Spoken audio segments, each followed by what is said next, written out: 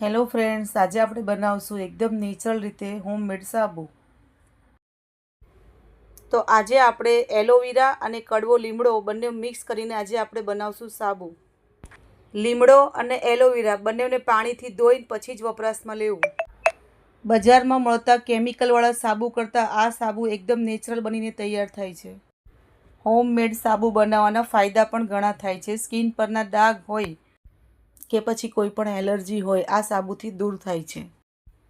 એલોવેરાને સાઈડમાંથી કાપી લઈશું. કાંટાવાળો ભાગ હોય એ આપણે કાઢી લઈશું અને નાના કટકા કરી લઈશું. એકદમ પ્યોર નેચરલ રીતે આજે આપણે સાબુ બનાવશું.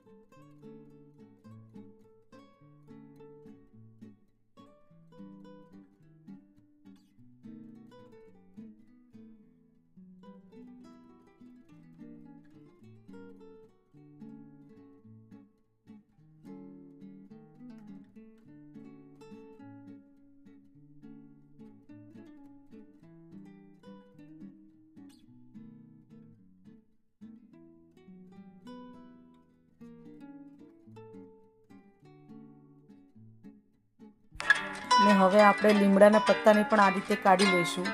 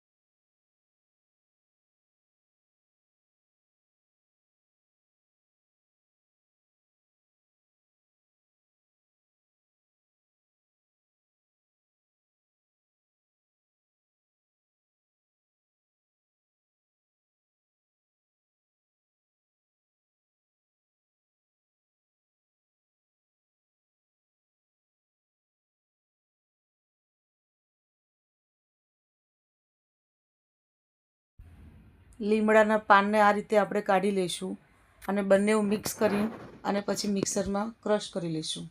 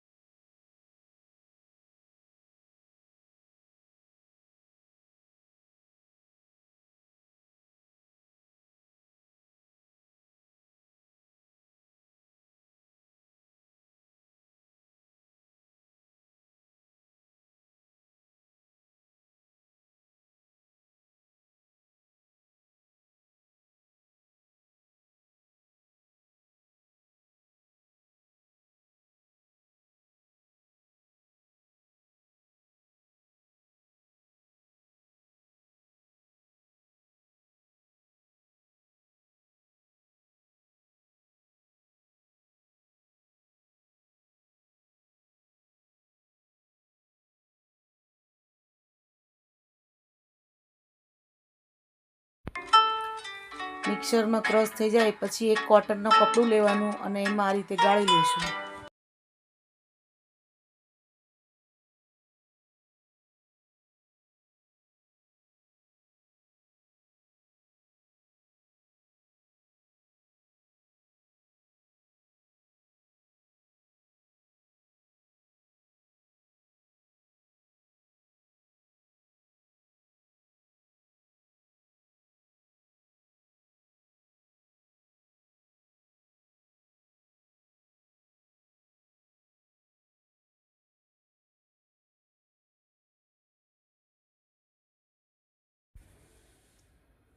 તો આ સોપ બેઝ લીધો છે, તો એને આપણે અડધો કટ કરી લઈશું અને નાના ટુકડા કરી લઈશું.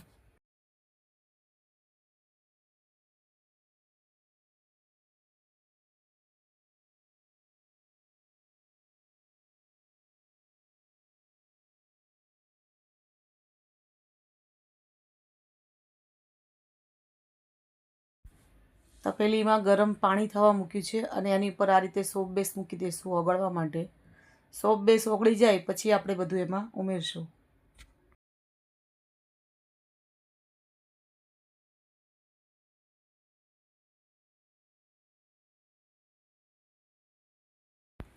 તો હવે સોપ બેઝ ઓગળી ગયો છે. હવે નીચે ઉતારી દઈશું અને આપણે આમાં જે બનાવેલું પલ્પ છે, જ્યુસ, એ એમાં ઉમેરી દઈશું. તો તમે જોઈ શકો છો કે એલોવેરા અને લીમડાનો એકદમ નેચરલ કલર ગ્રીન થઈ ગયો છે આમાં.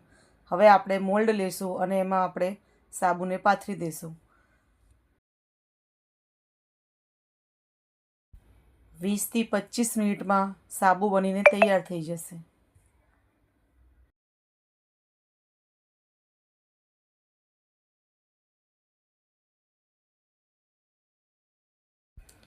તો અડધો સોપ બેઝ લીધો છે આપણે. 500 ગ્રામનો સોપ બેઝ હતો, એમાંથી આપણે 250 ગ્રામ યુઝ કર્યું છે.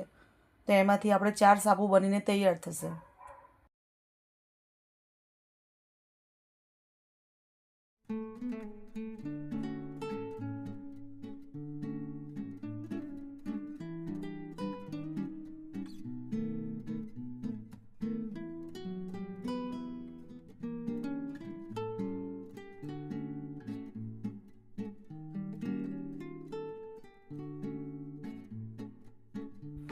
તો આપણે એલોવેરા અને લીમડાનો સાબુ એકદમ નેચરલ રીતે તૈયાર થઈ ગયો છે. વિડીયો ગમે તો લાઇક, શેર અને સબસ્ક્રાઈબ કરજો. આવા નવા વિડીયો જોવા માટે મારી ચેનલને સબસ્ક્રાઈબ કરજો.